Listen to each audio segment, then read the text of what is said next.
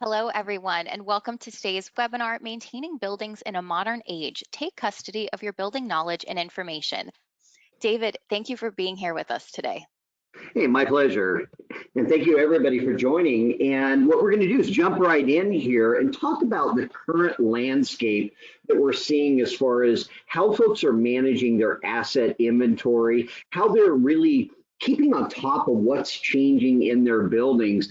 And then also we're going to touch on what that means as far as that tie between the institutional knowledge of your folks, the team that's been there for a long time, and then look at the old way, the traditional old ways that we're seeing, and that slow transition that we've seen to what is the modern approach of how you manage those buildings and how you manage the information associated with those buildings. And then we're going to talk about how do you keep that up moving forward. So as buildings change, you keep this going and you update information so everybody's on the same page and you have a clear snapshot of what your building current status is and current condition is. And then we're going to look at what that looks like moving forward. So let's jump right in. And we're going to start right here with the how accurate is your database. I see this all the time at different types of organizations, whether it's hospitals, schools, private, whether it's a commercial building, all these are manufacturing, all the different building types is the databases are typically a mess. It's things have changed, things have been updated. We're going to dive in and really look at what that can look like. And some of this may be relatable to you. But what I'm seeing and what I'm hearing is on average, 20 to 40% of those databases are inaccurate. What that means is things have been replaced. They've been decommissioned. How many pieces of equipment do you have on a roof that say no longer in use? Or you go into a mechanical room and there's a water heater sitting right next to the new boiler you just installed, and it's written Sharpie on the side of that water heater that it's not in use. Well, is that updated in your database? Is the new piece of equipment added in there? Also, what about equipment that's moved? So an HVAC unit that used to service these parts of the building or used to service this part of the building, now it services these other areas of the building. Or it's simply just new equipment that's been swapped out. And we've all got these. We've all seen these types of equipment. We've all seen these types of things that move, and it is a constant moving target. But when you replace something or you swap out something, is it being updated in your database? And if it's not, that's a gap, okay? And that gap can cause all kinds of problems. But this is what I traditionally see when I get an asset database from someone and take a look at it when I'm talking to them. Look at all these holes. All right, you've got, I don't even have a description on some of these. Oftentimes, I don't even have a name of what that piece of equipment is, what type of equipment, where is the equipment located, right down to no model number or no serial number. All the critical information about that piece of equipment, it can be missing or it's just unknown. And this is what you should be striving for, though. A list that's complete, okay, current conditions of what it looks like in the field today. And you're not always going to have this immediately, but this should be your goal, is to always achieve a list that looks like this, because this is going to help you long term for master planning. If you're doing FCAs, it's always great to start with something that looks more like this than this, all right? Because then people are hunting, people are digging, trying to find information. Well, think about your team. Your team is out there all over the place trying to fix stuff, but your buildings are constantly changing and renovations happen all the time. Now, these aren't necessarily always big things. Sometimes these are little things. Your team did something. Your team moved a wall. They moved a door. Okay, but you've also have the things that happen that impact larger portions of your building. Those are your big renovations or remodels. But what if you gut a building? All right, stuff moves all over the place and things change. But what that means is this. Every one of these roles, and I always love to show this picture because every one of those tags that's hanging down from these rolls represents a change to your buildings. All right. Changes happen all the time, which means now I've got all these different rolls, or I've got all these digital files. Well, what part of the building did they touch? What section of the building did they touch? Are these all just worthless now because that whole floor's been gutted? But many organizations have these little tags, or they have stickers or whatever on the drawings. What drawings do I grab for the second floor east wing? What, they don't have a clue. So what they do is they start pulling out these drawings, laying them on a table somewhere, looking through them, and realize, nope, that's not the ones. Now I got to pull the next roll and the next roll and the next roll. The same can happen when it's digital. Okay, you've got all of this information all over the place, but every piece of those, all that information that's in those rolls also represents where is your equipment. As those pieces of equipment move, your mechanical drawings are updated all the time. All right, so every single one of these pieces of equipment, when you do a change that is represented in here, it impacts this. Stuff moves all over the place. You move VAVs, you move that fan coil unit, you move your sprinklers, you move your smoke detectors, you move all this stuff, and it is a constant moving target. So having accurate information, knowing what changed in your building from all those renovations, knowing where the equipment moves, that is, again, it's a moving target, but it's not that hard once you see there are better ways, there's technologies available to be able to manage that type of information. We'll look into that a little bit here in a minute. But this is what I always see. It's all over the place. It's on a roof, you know, and you all know this. It's on a roof, it's in a mechanical room, it's in that closet that you can only access by going through that electrical room, and there's a door back there in the corner that leads you into a room that has that water heater, or you go into a janitorial closet and you look up and there's a little pot water heater that's hanging up on a shelf up there. Stuff is all over the place, and it's not always known by every person on the team. They don't necessarily know you've got to go through that electrical room. I actually was on I was actually on site at a hospital a couple of weeks ago, and we had to walk through the air conditioning system, the huge air conditioning unit. We walked through the AHU, through a door to get out of that unit, to get to another door, because the electrical room was on the other side, clear on the other side of that door. I would have never found that unless that one guy who knew how to get back to that room, or a couple of guys that knew how to get back to that room, knew that that's how you had to manage your way to get back through there. What about the new guy? He hasn't got a clue, but stuff is all over the place. They're also constantly going up ladders. I post on LinkedIn all the time, and we were actually talking before the webcast here that, you know, I post pictures of people going up and down ladders, or my team going up and down ladders, or the crazy ladders that you see. But those guys are climbing up there just to even find out what belt size I need to get. Wouldn't it be more effective for your team to be able to pull that information up before they even pull the ladder out? Now they're not going up and down that ladder multiple times. Now they're not having to remember where every single unit is that serves each part of the building. Which one of my exhaust fans do I even need to go look at when there's 50 of them on a roof? Right? I'm on site this week at a school, and there are hundreds of units up on these roofs. I don't know which unit serves which part, but I'm figuring that out as we go up there. But also, usually what I see is I walk up to an exhaust fan, and written on the side of it in Sharpie is the belt size. Come on, there's a better way.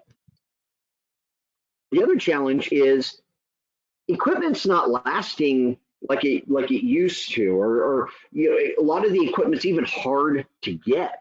But you can think about it this way. Buildings last a long time, but the equipment doesn't.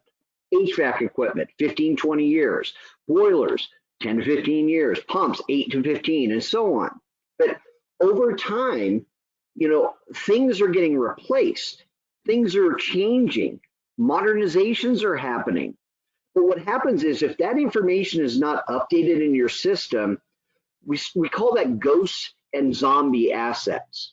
Ghost and zombie assets means it's equipment that's been swapped out. Like a ghost asset is an asset that no longer have access to, meaning it's there, may or may not even be in service, but I've got that on the books. Even though it's not being served, it's not being updated, or we're not maintaining that unit, it's basically obsolete. It's still on my books. So I'm counting that as an asset, even though it's not in use. But also you've got zombie assets. Those are ones that exist, but were never added to the balance sheet. They were never added to the list. So how do I depreciate that information or depreciate that unit or even plan for that unit's failure in 20 years when I don't even have access to it or even know it's even there? All right. Think about that from a monetary budget standpoint. How do you plan for something that you don't even know exists? And this happens all the time. But why is that a bad thing? Well, it equates to lost money and risk. So you don't know what, if you don't even know it's there, how can you plan when it's going to fail? You're basically throwing money away. You're throwing money away because how do you plan for that $100,000 unit? That another thing, you may not even be able to get that unit for a year. Okay, and that happens all the time. But you're opening the company up for risk. You know, schools in many cases are required to do FCAs annually or biannually. Hospitals typically conduct them every 3 to 5 years. But that, are they accounting for everything? If your list before you even do an FCA, if you're doing an outsourced FCA, if you give them a list that's inaccurate, well then how accurate is your FCA? They're not popping every ceiling tile. They're not going up on every roof. I talk to folks all the time that are doing FCAs. And don't get me wrong, I'm a proponent for FCAs.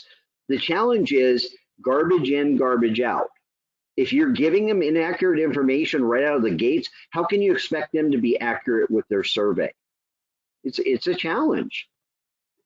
The other challenge is you've got a lot of equipment that looks like this. I took photos just this week of equipment that looks similar to this. I walked into a room down in a basement just yesterday, and I think it was a scene out of Freddy Krueger and a really bad horror movie. There was about 6 inches of water on the floor, and I'm like, oh no, this is a scary room. All right, but there were a dozen pieces of equipment down there, and they looked similar to this, rusted out. A couple of the units were decommissioned. All of them were in the list though.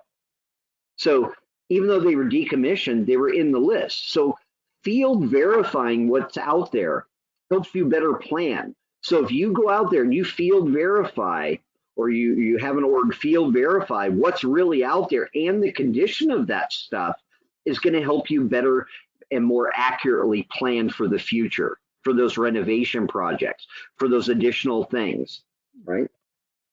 Facility teams, again, they're on the move. They're on a roof. They're in a they're on a scissor lift. They're in a basement. They're all over the place, and they're chasing their tails because a lot of times they're spending just a ridiculous amount of time just looking for stuff to do their job. Something fails, and they don't remember or they don't know where something is, then that's wasted time them trying to sort and figure out where the heck it is, right? The problem is teams are on average are spending an hour to 2 hours a day just digging, trying to find stuff, trying to call Bob or call Betty or call John or whoever, trying to figure out where something is to do their job. It is impossible for your team, and let me repeat that. It is impossible for your team to remember where everything is in your buildings. And the larger your campus, it is, again, impossible for them to remember where everything is. And if you're relying on one or two people to remember where everything is, those are single points of failure. What if that person leaves? What if that person's not here today? And these situations happen all the time, and they never happen when you want them to happen. They don't happen at noon.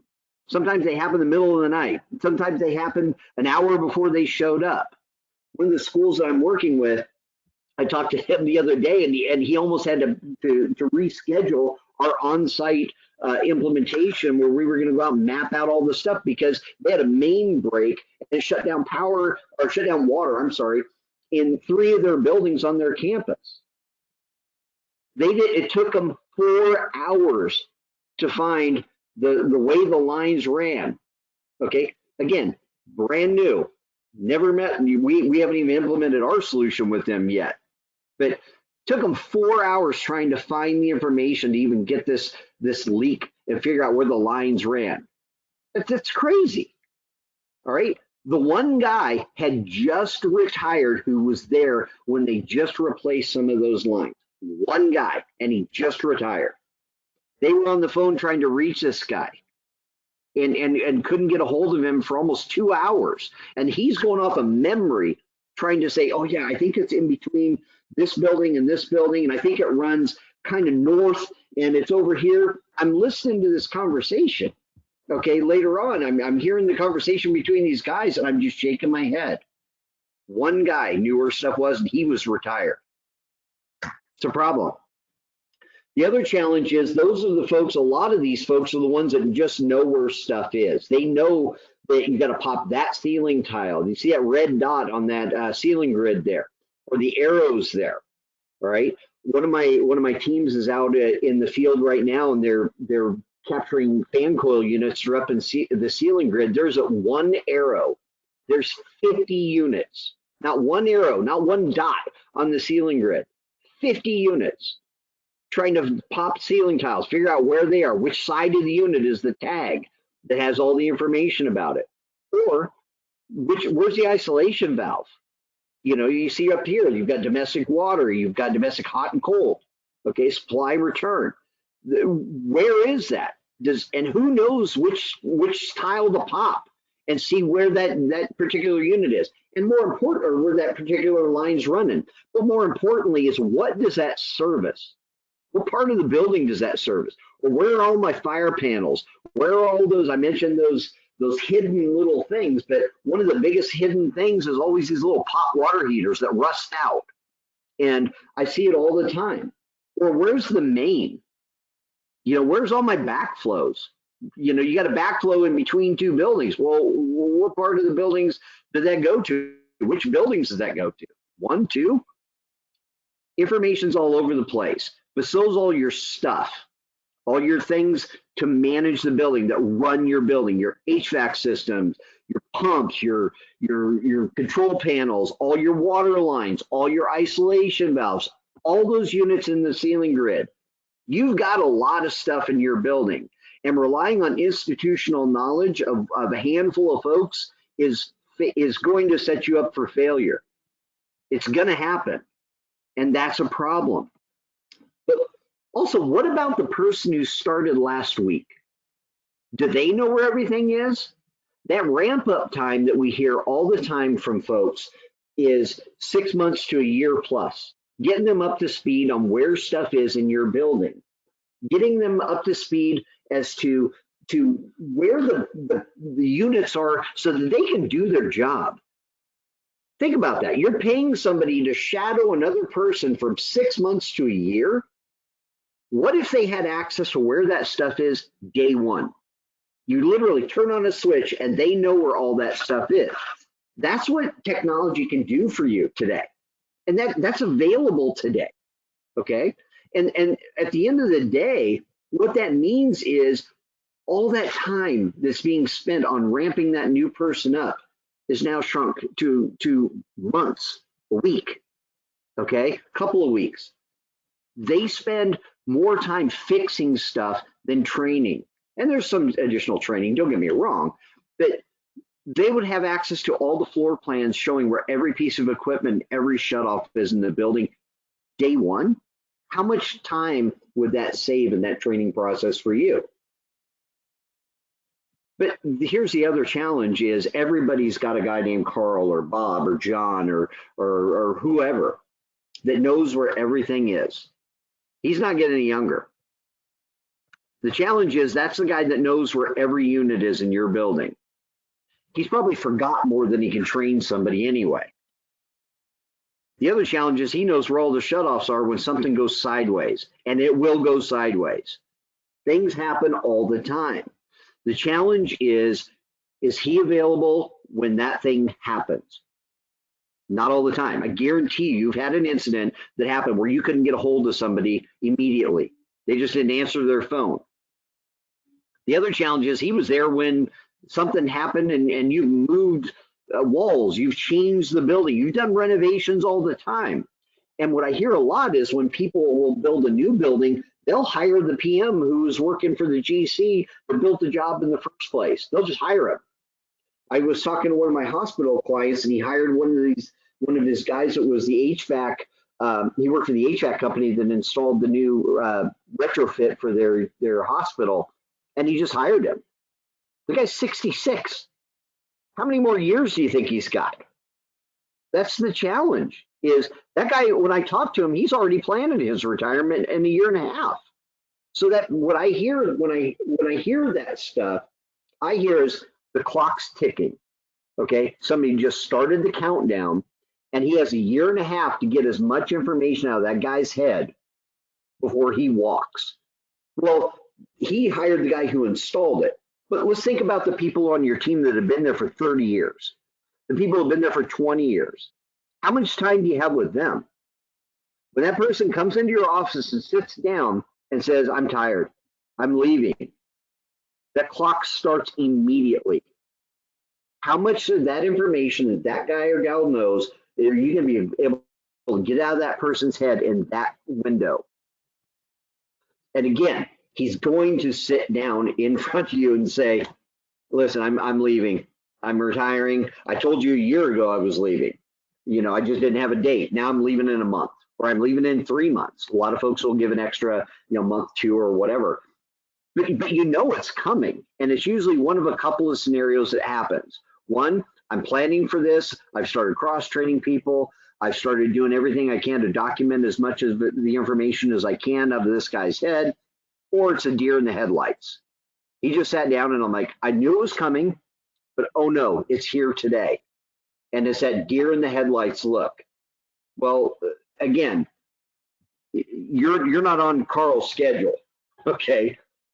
Carl is going to leave when he decides he wants to leave. He's put in his time. The challenge is the information that's in that guy's head is invaluable. I've also talked to somebody that the challenge was with unions. And again, I'm not knocking unions. It's the challenge is they can't even run an ad before that person's last day. That's part of their union agreement. So what he did is he got creative, and I thought this was great. He actually worked with the union, and they were able to reclassify the guy who was into a different job category who was about to retire. What that did is now it gave them a window. They could immediately post that job. They keep this guy, and they reduced his hours to like 26 hours or 24 hours or something like that a week. But that time, they were able to use that time to cross-train the new person. That's huge. Imagine Carl being able to walk around with this person for months and show them all this stuff. In the meantime, that new person is documenting all this stuff, not just putting it in their head and trying to remember where all this stuff is, because it's like drinking out of a fire hose. But you've got time to capture that information. But roughly 30% of facilities teams are planning to retire in the next 5 years. Think about that. How many people on your team are going to retire in the next 5 years? Put a number to that. Is it 5 people? Or put a percentage to that. Is it 20%, 30%, 40% of your team? Now, out of those people that are about to retire, think about the institutional knowledge that's in those heads. And it's, in this case, you can see within the next 3 years, probably 100 years worth of experience. Put it in the other perspective of how much of your building institutional knowledge is in that group. Is it 40%? Is it 80%? I've heard from a few people that have said 40% of my team's in this retirement window, but what that represents is 80% of my institutional knowledge. Get your head around that. When they leave, 80% of their institutional knowledge walks with them. That's huge. But what that means is that institutional knowledge in the built space, all right, they were there. They were there when you moved things. They were there when you replaced things. They just know where stuff is. They may have never documented it. Or if they did, they wrote it on that little spiral notebook that's in their shirt pocket. They hand wrote it in there and it never got input into your system. So no one else knows but this person. That's a big gap.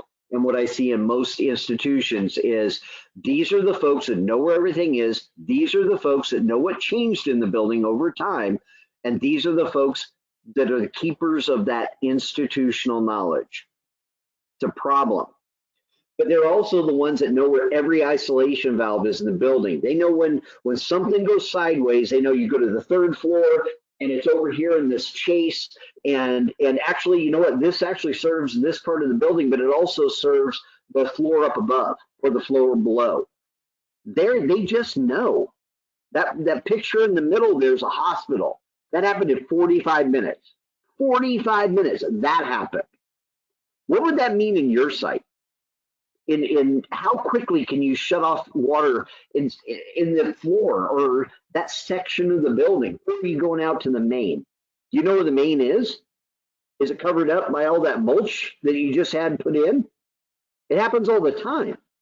I see this because folks don't know where everything is. You've got all those plates in the ground out in the concrete that says water or gas. Well, what building does that serve? What part of the building does that serve? Who knows what part of the building that serves? And why isn't that documented? Because that's not going to help you when that guy or gal's gone. Then you're scrambling, trying to trace lines, trying to find drawings that show anything. And what drawing set do you grab? The one from 1985 or the one from 2000 or the one from 1960? The information's there. It's all over the place. The other challenge is it can create a giant chasm in what used to be preventative maintenance is now getting kicked into the deferred category because we simply don't have enough people or enough time to do it. It slows down your work order completions. The challenges with routine maintenance isn't getting done. So again, it gets kicked into the deferred or run to fail. I talk to folks all the time around the country and they say, listen, we're down in headcount 20, 30, 40%. I'm down in FTEs. I don't have enough people to go out and service the equipment. So we've adopted the culture that we're run to fail. We're going to run it until it dies. How can you plan for budgets when you're in a run to fail mode? You don't know when that thing's going to fail. So did you plan for that? And on top of that, what if the unit's up in an attic space that you can't even get a unit up there? So you go out there and you get a quote, and they're quoting. You just call somebody and you say, "Hey, I need a quote for an HVAC unit or a pump or whatever," and they don't account for you got to rip a hole in the wall, up in the ceiling, up in the eave, and now we have to crane it in or whatever. Think about that. That's deferred. That's kicked into deferred. All right. So how do you plan for those things? And then not to mention, to mention, like I did earlier, how long does it take you to get that equipment in the first place? A lot of units, it's taken a year. It's taken 6 months to even get a unit in with the supply chain issues right now. I mean, it's just a mess. But the labor shortage is the other issue here. And this is a big one. Everybody's struggling to find skilled labor. Everybody's struggling trying to find anybody to backfill. I hear a lot of folks are starting to hire generalists, or in some cases, I hear they're actually just hiring people that are even interested in the industry and they're doing apprentice programs in-house. A lot of them are also partnering with local community colleges, local trade schools. That's fantastic. There just aren't enough people coming back in to fill that void that's been created by the folks who have been leaving, whether they're retiring or they're just taking another job elsewhere. So how do we bridge that gap between the old and the new?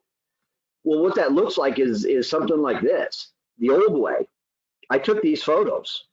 The old way is the guy on the left. He's the one that has that notebook in his shirt pocket. He's also the guy who's trying to remember, listen, was the last renovation in 1985? No, actually, I think it was in 2001. Well, let's look at both. And then while I'm talking to him, he's searching, trying to find information. Said, oh, I can find anything quickly. I can find anything I need to do my job. I can find those drawings. 2 hours later, still didn't find it. I called him 2 days later, still couldn't find it. That happens all the time. And come to find out, somebody had accidentally deleted it off their share drive. It's gone. They don't even have a paper backup. I talked to another guy the other day. He had all of his equipment database, all of their work orders and everything they have in a work order system, but all the additional information that he had for each piece of equipment was on an external share drive or external hard drive. I'm sorry. The hard drive failed. Gone. That's where he kept an Excel spreadsheet where everything was listed, and that all that information is now gone. Then there's the transverse part of that is the guy on the right. Modern way. This guy's walking around with an iPad. He's documenting where everything is in his building. Everything on a floor plan. It's dummy proof. He can see every shutoff. He can see every piece of mechanical equipment. All of it. All from his phone, all from his tablet, or from his desktop computer. Wherever he is, he knows where everything is immediately. You know, and that's where the modern way. Your team, every single person on your team has a smartphone, all of them. Imagine them accessing all the information from a building. They're 20 miles away, and they can pull up the information for that other building on their phone and text it to the person who's standing on site. That's what you can do today. Every piece of equipment, all your floor plans, all your as-builts, all the information for your building, it's all available on your phone, on your tablet, or at home. When you get that call in the middle of the night, you roll out of bed and you grab your phone and you can text it to the first responder who's standing at your door of that building that you're having the problem. That's what you can do today.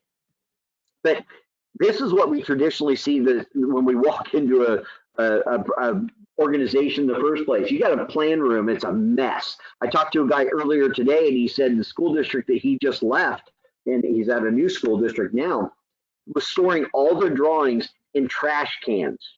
Trash cans, right? And imagine custodial coming in there and grabbing those trash cans, not knowing, and they throw them away. Even though he's got written in Sharpie on the side of it, a big red Sharpie saying, do not trash. I've talked to a couple of schools that have had something similar. They were moving the plan room to another area, and when they were moving it, they used trash cans, just rolls, threw them in boxes and trash cans to move it to the other area. Custodial team comes in the middle of the night, third-party group, not even in-house. Custodians come in, they're cleaning it. They threw all those drawings that were in the trash cans in the dumpster. That was on a Friday. Okay, one guy came in on a Saturday looking for something and said, "Oh my God, where are the trash cans?" He was dumpster diving on a Saturday, trying to pull out all those drawings that had all kinds of stuff in it. It actually on it, and it actually rained the night before. And nobody closed the lid. He's drying out plans all over the place. Think about that. It's a mess. That was their only copies in the trash. Just it happens. It's a mistake.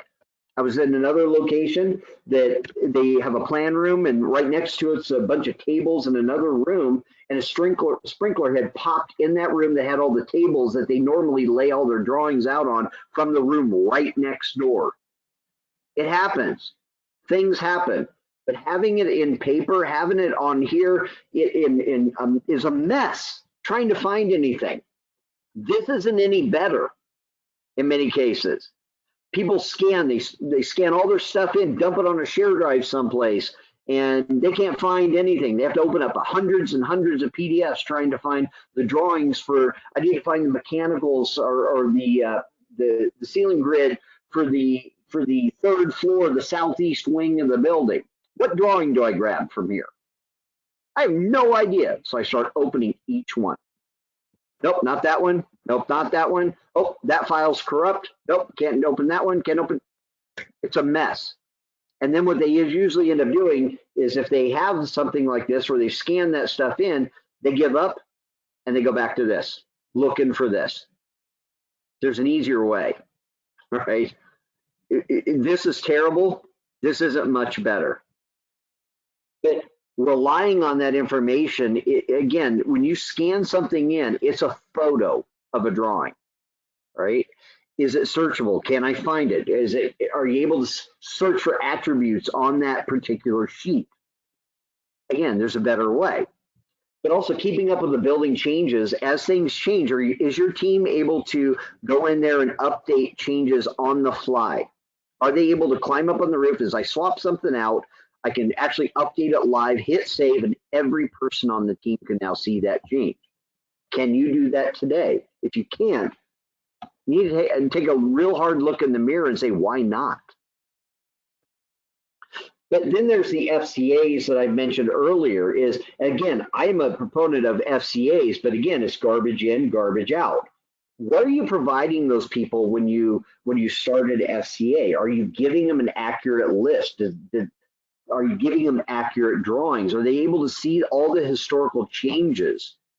Okay, FCAs are meant to help you with decision making, also to help you evaluate risk, also look at long-term cost savings. There's a whole bunch of different components of an FCA, but it also helps you to really look at your allocation of funds, but it also can help you with your compliance and regulatory requirements. But again, it's a very comprehensive thing. But again, can be garbage in, garbage out. But here's the other reality of FCAs too. FCAs are a snapshot in time. So it's what they've uncovered is your current condition today. But how often are you doing that FCA? Okay, I talked to one lady and she said that they've got 50 buildings. They're doing an FCA. It's actually this year.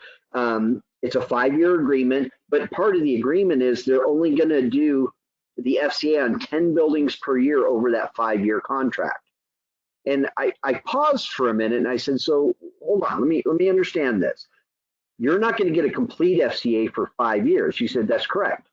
I said, so are you updating the FCA or are you assuming there's not going to be one change on the first 10 buildings or the second 10 buildings for 5 years? And she paused. And that's what that means. So if you're doing a staged FCA versus an entire FCA, how often are you reviewing and adjusting that FCA as you're going along? Meaning building changes, are those changes being reflected into your FCA ongoing?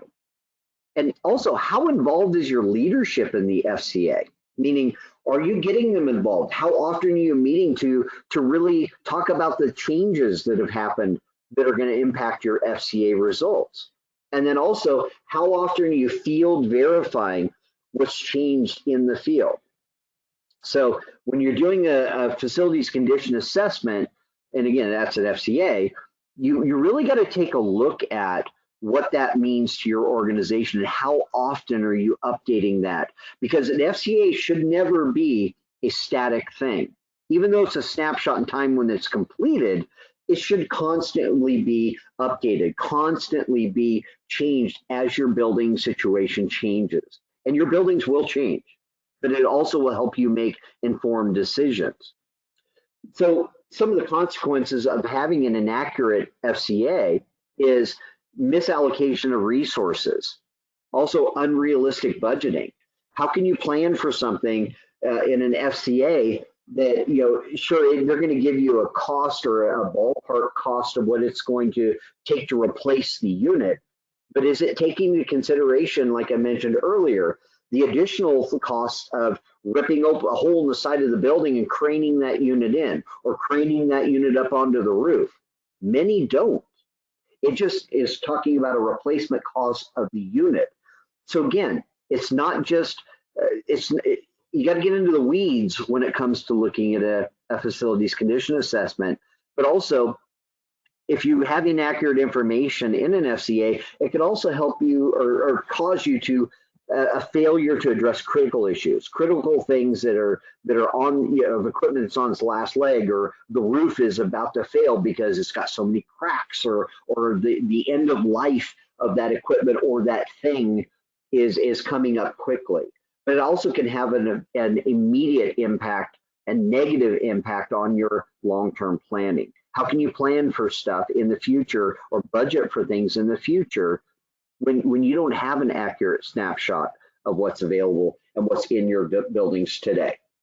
So let's take a look at what that modern way could look like for you and your org, and should look like as far as some consideration. So let's think about it from the standpoint of changes in the building. So you click on an app and you go to a building, and you want to see all the information that it touched one floor. So you can see here, here's an actual building floor plan, and here's the different changes that have happened on this just this section of the building. You tap on it, and now you have that drawing set for that part of the building, the most recent drawing set or most recent set of as-bills that touched that part of that building. Can you do that today? Let's talk about equipment. So imagine walking up to a piece of equipment, tapping on an app, all right, and then tapping on a QR code, scanning the QR code on that unit, and now here's all the information for this unit, photos, here's all my manuals. You can have access to all the information associated with that particular building. Have a link back to your work order system, have a link back to your any kind of other budgeting system. Having accurate information all in one spot, your team can access all the information relative to this one unit and update it as it changes. You can even record a video of your team. Hey, this takes a special wrench, or you know what, this one's giving us a fit, in their own words. Record that information and save it to the unit so the next person who's got to work on that has that. You can do that today. That's the modern way. Also, all the shutoff information. Imagine having all the information about all the buildings, all the water, gas, power, med gas if you're healthcare, all that information all in one spot by simply tapping a button that says shutoffs. And then here's all the different shutoffs. And you can see, you want to zoom in and see this particular water, and here's a backflow. All right, you can put in all kinds of details about this. Shuts off this building, shuts off this section of the building, shuts off sprinklers, shuts off whatever. All that, is this domestic? Is this potable water? Is this all the information associated with that unit, that thing, and what does it do? All of that information is available today. And this is stuff that you can do today with modern technologies. But in a modern age, taking custody of your building knowledge and information becomes essential for effectively maintaining buildings, as embracing new technology and efficient knowledge transfer ensures successful management even as experienced workers retire. Your people are leaving. People leave whether they're retiring or they're taking another job. So if you're relying on people all the time to just know where stuff is, remember what I said earlier, single points of failure. Your team is fluid. They're going to move from position to position within your own organization sometimes too. They're going to migrate into a lead position, or they're going to migrate into, maybe I'm going to cross train. I'm now more of a generalist than I was a particular skilled trade. A lot of folks are looking at really coming at it from the approach of, this is a holistic team approach. Everybody, all hands on deck all the time, right? And that's good. But again, they're not going to be able to just remember everything. If that's your expectation, you're setting yourself up for failure. Everybody should be on the same page. Everybody should be able to access all the information to do their jobs. And that's what we're talking about, is transparency.